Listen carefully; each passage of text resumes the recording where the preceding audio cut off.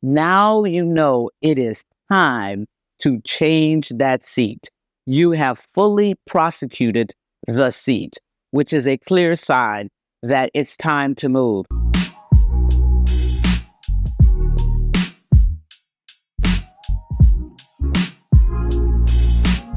How do you know when you have outgrown your seat? Now remember, I define the seat as the job that you're doing, and I define the house as where you are prosecuting the seat.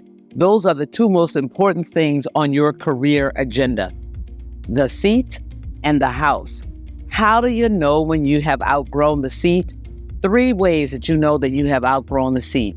There is absolutely nothing else for you to learn about how to do the job.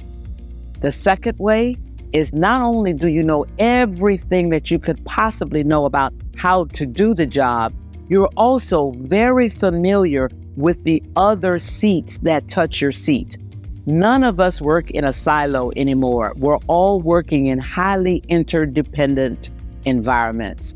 There are at least 4 seats that touch your seat in the organization. Do you know what they are?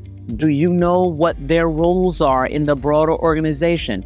Do you know what the key success factors are for each of those seats that touch your seat and how they integrate with your success and your ability to do well in that particular seat?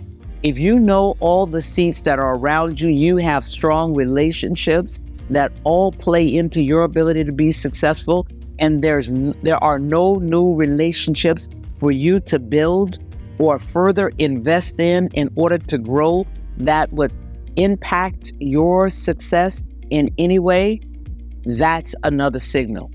The third signal is if, frankly, you have no aspiration, no interest in learning anything else in your department or around your seat. Now you know it is time to change that seat. You have fully prosecuted the seat, which is a clear sign that it's time to move.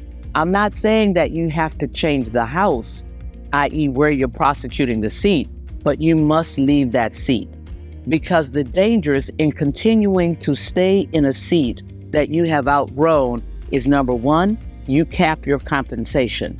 Number 2, you cap your ability to ascend in that organization. And number 3, you run the risk of people seeing you as somebody who has no appetite or no ambition to move further and to be further successful in that organization. So once you start feeling that way, you know that it's time to change the seat. And you can't be afraid of changing that seat. Here's how you do it.